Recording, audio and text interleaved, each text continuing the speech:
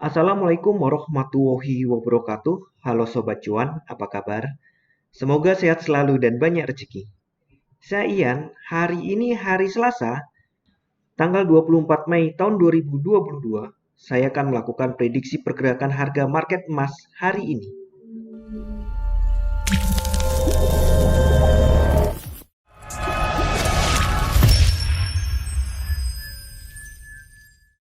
Kemarin market emas mengalami kenaikan atau bullish. Ini bullish keempat ya berarti. Dengan yang terbesar atau impulsif adalah di 19 Mei. Nah, kemarin bullishnya ini sempat naik sampai mendekati ini di 38,2% atau di 1867,36. Mendekati saja karena setelah itu balik dan close-nya masih di atas ambang garis yang saya buat ini yang menjadi support resisten. Kita lihat dulu untuk 4 jam. Jadi di 4 jam di 3 candle pertama, 4 jam pertama ada kenaikan, kemudian turun dan akhirnya sempat dibalikin naik di atas garis ini. Kita lihat lebih detail lagi di 1 jam. Oke, ini candle 1 jam 23 ya, naik jam 16 17 mulai ada penurunan. Dan kejutannya kemarin Amerika untuk Chicago Fed National Activity Index yang diperkirakan turun dari 0,36 menjadi 0,35, ternyata hasilnya justru naik di 0,47. Itu buruk untuk emas. Jadi di jam-jam itu turun. Jadi di jam 19 ini turun. Koreksi. Nah, sekarang ini jam sekarang ya. Sedang di bawah garis ini. Dan garis ini ternyata memang cukup kuat ya kalau kita kecilkan. Saya buatnya kan secara ini ya, harian ya. Dan ternyata secara jam-jaman yang tidak saya periksa, ternyata juga menunjukkan kuat.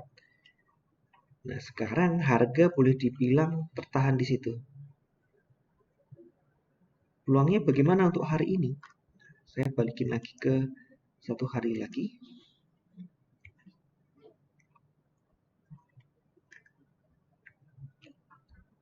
Nah, ini untuk stokastik RSI mulai ngumpul, mulai nempel. Jika hari ini berakhir negatif, maka kemungkinan dia balik turun. Tapi kan hari ini belum berakhir ya. Ada peluang naik. Peluang turunnya, ya kita gunakan saja ini, retracementnya. Peluang turunnya di 23,6%, yaitu di 1836,41. Jika tembus, bahkan mungkin nggak di garis ini, saya naikkan dulu ini.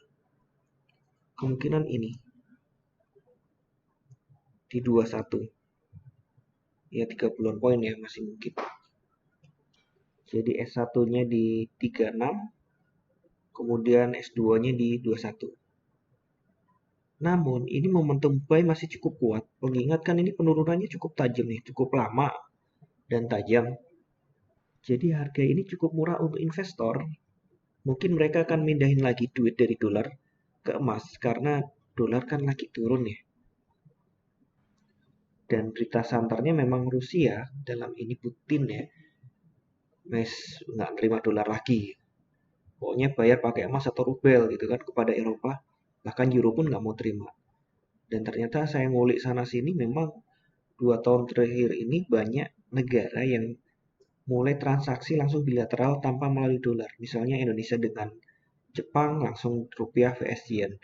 Indonesia dengan Malaysia langsung rupiah lawan mata uang Malaysia, ringgit ya. Kemudian yang terbesar, perdagangan terbesar dengan Cina langsung dengan valuta asingnya adalah yuan. tidak pakai dolar dulu. Dan Indonesia pun mengurangi cadangan devisa berupa dolar. Tapi maaf, saya tidak mencatat menguranginya berapa. Dan banyak negara lain juga mengurangi itu karena perang, ya lagi-lagi imbas perang Rusia. Ketika Rusia berperang melawan Ukraina, menyerang Ukraina, salah satu sanksi ekonominya adalah kekayaan Rusia, bahkan para pengusaha Rusia banyak dibekukan oleh Eropa dan Amerika. Akhirnya itu justru langkah blunder bagi mereka. Banyak negara dan mungkin juga pengusaha mengurangi cadangan dolar yang bagi mereka nggak aman nih. Bisa sewaktu-waktu kalau negaranya bermasalah bisa dibekukan seenaknya oleh Amerika. Nah itu fundamentalnya. Untuk naiknya, kemungkinan ya dia akan tes ini lagi di 1867, 38,2% dari retracement ya. Kalau untuk langsung ngejar ke 0,5, 50%-nya di 1892 sepertinya terlalu jauh. Tapi itu mungkin terjadi saja karena malam ini untuk rilis data lumayan ketat. Jadi di rilis datanya jam 20.45 ada market service PMI, kemudian market composite PMI, dan market manufacturing PMI. Kemudian di jam 21 ada new home sales, dan di 23.20 ada pidato dari Ketua Fed, Powell. Nah ini dia mau bahas apa, mau menyampaikan apa. Bisa jadi hari ini akan ada gejolak lagi. Jadi ya persiapkan untuk resisten ini, resisten yang tertinggi ini. Untuk saran, ya saran saya hati-hati. Karena benar-benar hari ini sepertinya penentuan. Apakah market mau balik turun lagi. Jadi dianggap sudah cukup ini. Reboundnya, koreksinya dianggap sudah cukup, lalu balik turun lagi. Ataukah bayarnya masih ngotot, bantengnya masih kuat dan ngeyel untuk menaikkan harga lagi. Ada batas-batas secara retracement maupun candlestick. Oke, sekian dulu informasi dari saya. Semoga kita semua cuan hari ini, lancar, berkah, manfaat, dan tetap sehat. Amin. Wassalamualaikum warahmatullahi wabarakatuh.